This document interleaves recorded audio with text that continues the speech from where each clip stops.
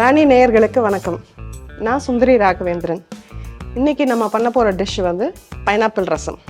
நம்ம எல்லோரும் ரெகுலராக பருப்பு ரசம், மிளகு ரசம், ஜீரா ரசம் எல்லாம் வைப்போம். பட் பைனாப்பிள் ரசங்கிறது நம்ம கல்யாணத்தில் அந்த மாதிரிலாம் சாப்பிட்ருப்போம். பட் அதை நம்ம வீட்லேயும் பண்ணி ருசித்து சாப்பிட்லாம். சுவையான வெட்டிங் ஸ்டைல் ஸ்பெஷல் பைனாப்பிள் ரசம் செய்வதற்கு தேவையான பொருட்கள்: புளி நெல்லிக்காய் அளவிற்கு, தண்ணீர் தேவைக்கேற்ப, நறுக்கிய தக்காளி 2, மஞ்சள் தூள் சிறிதளவு, ரசப்பொடி சிறிதளவு, பைனாப்பிள் 100 கிராம், பைனாப்பிள் சாறு 1 கப், உப்பு தேவைக்கு ஏற்ப, வெல்லம் சிறிதளவு, கருவேப்பிலை தாளிக்க, கடுகு சிறிதளவு, வேக வைத்த துவரம் பருப்பு நீர் 1 கப், கொத்தமல்லி அலங்கரிக்க, பெருங்காயம் சிறிதளவு, நெய் தாளிக்க தேவையான அளவு. ஒரு லெமன் சைஸ் நெல்லிக்காய் சைஸ் புளியை எடுத்து அதை கரைச்சி நான் எடுத்துன்னு வந்திருக்கேன். ஸோ அதை விட்டுப்போம். நமக்கு எவ்வளோ ரசம் வேணுமோ அதுக்கேற்ற மாதிரி நம்ம தண்ணியை விட்டுப்போம். நெக்ஸ்ட்டு தக்காளி குட்டி குட்டியாக நறுக்கி போட்டுக்கலாம். அதுக்கப்புறம் மஞ்சப்பொடி,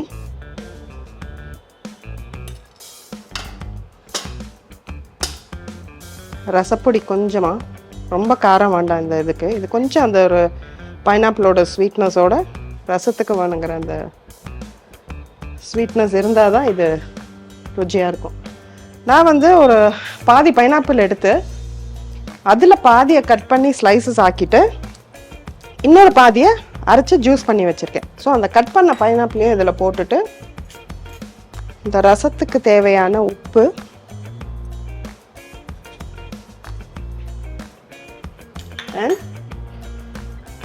கொஞ்சமாக வெல்லம். பைனாப்பிள் நல்ல ஸ்வீட்டாக இருந்தால் வெல்லம் சேர்க்க தேவையில்லை. இந்த பைனாப்பிள் கொஞ்சம் ஸ்வீட்னஸ் கம்மியாக இருக்கிறதுனால நான் கொஞ்சம் வெல்லம் சேர்க்குறேன். ஸோ இப்போ இது கொதித்து நம்ம தக்காளி வெந்து பொடியோட பச்சை வாசனை போகிற வரைக்கும் கொஞ்சம் கொதிக்கட்டும். இது ஆக்சுவலி ரொம்ப ஈஸியான ஒரு ரெசிபி. ரெகுலராக பருப்பு ரசம் அந்த மாதிரி சொன்ன மாதிரி அதே ரசம் அதே சாம்பார் இதெல்லாம் பண்ணுறதுக்கு ஒரு வித்தியாசமாக நம்ம இதை பண்ணி சாப்பிட்லாம். பைனாப்பிளும் வந்து உடம்புக்கு நல்லது. வெறும் பைனாப்பிள்னால் நிறைய பேருக்கு பிடிக்காது. பைனாப்பிள் ஜூஸாக நம்ம சாப்பிட்ணுன்னா அதில் சுகர் நம்ம சேர்க்க வேண்டியிருக்கும் நிறைய.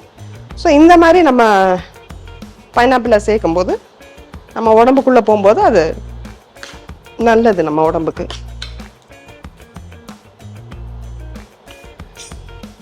இதுக்கு வந்து கொஞ்சம் கருவேப்பிலையை இப்போ போட்டுடலாம் கொதிக்கும் போது.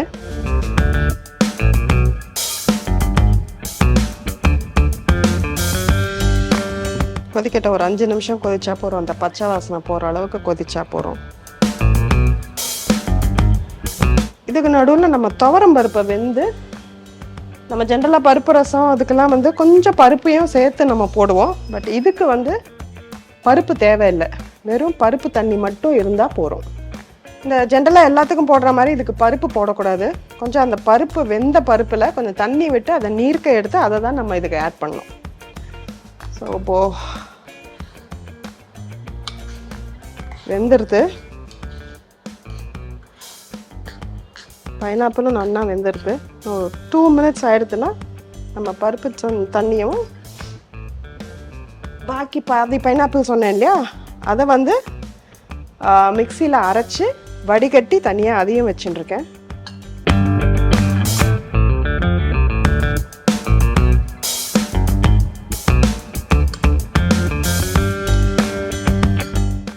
இது கொதிக்கும் போதே ஏதோ ஒரு கல்யாண வீட்டில் இருக்கிற மாதிரி இருக்கு.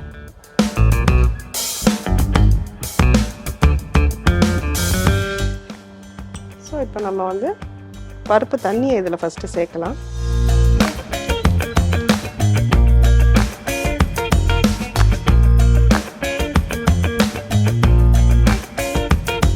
சேர்த்துட்டு அடுத்தது இந்த பைனாப்பிள் ஜூஸையும் சேர்த்துடலாம். இது வந்து நம்ம அந்த ஃப்ளேவருக்கோசரம் அந்த ஜூஸை சேர்க்குறோம். கட் பண்ணி போட்டது இருந்தாலும் இந்த பைனாப்பிள் ஜூஸை சேர்க்கும்போது ரசத்தில் அந்த பைனாப்பிளோட ஃப்ளேவர் நல்லா தெரியும். இது லேசாக ஒரு கொதி வரும்போது நம்ம அணைச்சிட்டா ரசம் ரெடி. ரசத்துக்கு நம்ம நெய்யில் தான் தாளிக்கணும். அப்போ தான் வந்து ரசத்துக்கான ஒரு முழு இதுவும் நம்ம செஞ்சு முடிச்சதா அர்த்தம். ரசம் வந்து கொதி வந்துடுது. ஸோ இதை ஆஃப் பண்ணிவிட்டு இதை நம்ம இறக்கி வச்சிடலாம். ரசத்துக்கு நம்ம எப்போவுமே நெய்யில் தான் தாளிக்கணும். அப்போ தான் ரசத்துக்கு நம்ம ஜஸ்டிஃபை பண்ணுற மாதிரி ஆகிடும். நெய், எண்ணெய் அதெல்லாம் கூடாது. ஜஸ்ட் பியோர் கீயில் நம்ம தாளிச்சிட்டு போடும்போது அதோட ஃப்ளேவர் வந்து இன்னும் என்ஹான்ஸ் ஆகும். ஸோ நெய் போட்டாச்சு. கடுகு, நம்ம சாதா ரசத்துக்கு கடுகோட ஜீரகம் தாளித்து போடலாம். பட் இதுக்கு வந்து வெறும் கடுகு போடும்.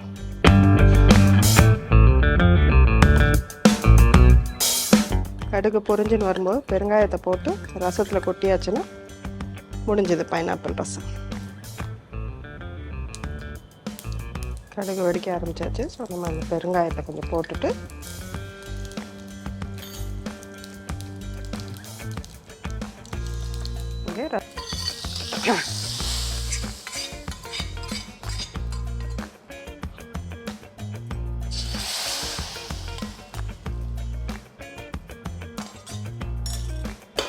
ஃபைனல் டச் ரசத்துக்கு தேவையான அளவு கொத்தமல்லி.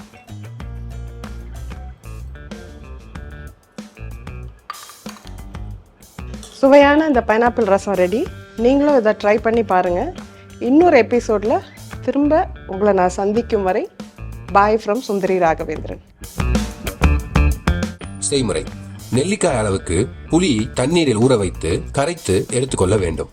அடுப்பில் ஒரு கடாயை வைத்து கரைத்து வைத்துள்ள புளித்தண்ணீரை சேர்த்துக் கொள்ள வேண்டும். தேவைக்கேற்ப தண்ணீரும் இதனுடன் சேர்த்துக் கொள்ளலாம். பின்னர் நறுக்கி வைத்துள்ள தக்காளி பழத்தை சேர்த்து மஞ்சள் தூள், ரசப்பொடி சேர்க்க வேண்டும். அடுத்ததாக பாதி பைனாப்பிள் பழத்தை தோல் நீக்கி அதில் பாதி பழத்தை சிறு சிறு துண்டாக நறுக்கி புளித்தண்ணீரில் சேர்த்துக் கொள்ள வேண்டும். இதனுடன் உப்பு, வெல்லம் சிறிதளவு சேர்த்து நன்கு கொதிக்க விட வேண்டும். தக்காளி, ரசப்பொடி மற்றும் இதர மசாலா பொடிகளின் பச்சை வாசனை போக 5 முதல் 7 நிமிடங்களுக்கு கொதிக்க விட வேண்டும். இந்த நேரத்தில் கருவேப்பிலையை 1 அல்லது 2 கிள்ளி போட வேண்டும். அடுத்ததாக துவரம் பருப்பை கழுவி வேக வைத்த நீரை வடித்து இதில் சேர்த்துக் கொள்ள வேண்டும். அரைத்து எடுத்த பைனாப்பிள் சாறையும் அதனுடன் சேர்த்து கலந்து எடுத்துக்கொள்ள வேண்டும். பருப்பு வேக வைத்த நீர் சுவையும் ஆரோக்கியமும் அளிக்கும். அடுப்பில் மற்றொரு கடாயை வைத்து 2 தேக்கரண்டி நெய் சேர்த்து சிறிதளவு கடுகு சேர்த்து நன்கு பொரிந்ததும் சிறிதளவு பெருங்காயம் சேர்த்து ரசத்தில் சேர்க்க வெட்டிங் ஸ்பெஷல் பைனாப்பிள் ரசம் ரெடி.